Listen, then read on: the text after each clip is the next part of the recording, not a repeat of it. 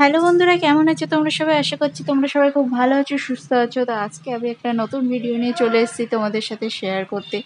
তো বাইরে বৃষ্টি পড়ছে, তো ভাবলাম যে তোমাদের সঙ্গে এই রেসিপিটা শেয়ার করাই যাক। তো আজকে আমি বানাচ্ছি চিকেন ঘুগনি, তার সঙ্গে পরোটা। চলো তোমাদেরকে দেখাই। কড়াইতে প্রথমে সর্ষের তেল নিয়ে নিলাম। তেলটা গরম হয়ে যাওয়ার পরে কেটে রাখা আলুগুলো দিয়ে দিলাম। তো আমার আলুগুলো একটু ছোট কাটা হয়ে গিয়েছিল, তো আলুটা একটু বড় কাটলে মনে হতো ভালোই হতো। তো আমার আলু ভাজাও হয়ে গেছে, তো আলু ভেজে আমি তুলে রাখছিলাম বাটিতে।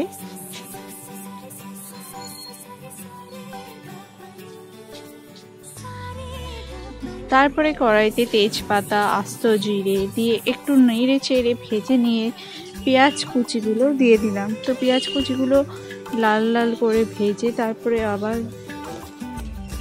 পাশের ওভেনে আমি মটরগুলো প্রেশার কুকারের মধ্যে বসিয়ে দিয়েছি, ভালো করে ধুয়ে তারপরে একটু জল দিয়ে সেই মটরগুলো সিদ্ধ করে নেবো লবণ হলুদ দিয়ে। আর প্রেশার কুকারটা আমি লাগাতেই পারছিলাম না। এদিকে পেঁয়াজগুলো ভাজা হয়ে গেছে, তার মধ্যে এদিকে বাটা মশলাও দিয়ে দিলাম। তো আমি এখানে পাকা কাঁচা লঙ্কা ব্যবহার করেছি, একটু আদা, একটু রসুন পেস্ট করে এর মধ্যে দিয়ে দিয়েছি। একটু নাড়াচাড়া করার পরে টমেটো কুচিগুলো দিয়ে দিলাম। দিয়ে একটু টমেটোগুলো সিদ্ধ হয়ে আসার পরে জিরা গুঁড়ো, ধনিয়া গুঁড়ো, হলুদ গুঁড়ো দিয়ে একটু নাড়াচাড়া করে নেব।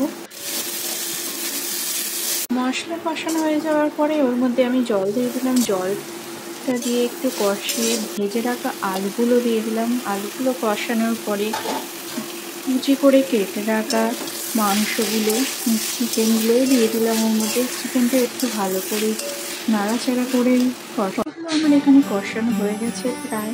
তো মাংসগুলো কষানো হয়ে যাওয়ার পর আমি একটু জল দিয়ে দিয়েছিলাম। তো জলটা দিয়ে মাংসগুলো একটু ভালো করে সিদ্ধ হয়ে যাওয়ার জন্য জলটা দিয়ে ভালো করে কষিয়ে নিচ্ছিলাম। আমার প্রায় কষানো হয়ে গেছে। তারপরে কষানো হয়ে যাওয়ার পরে জলগুলো শুকিয়ে যাওয়ার পরে মটরগুলো দিয়ে দিলাম।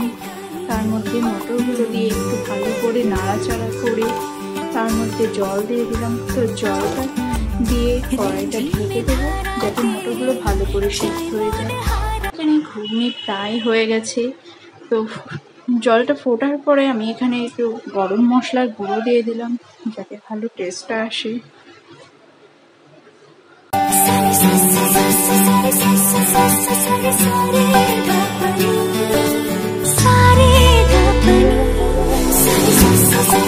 ময়দা মাখা কমপ্লিট হয়ে গেছে। তো ময়দাটা মেখে আমি মিচি করে নিয়েছি।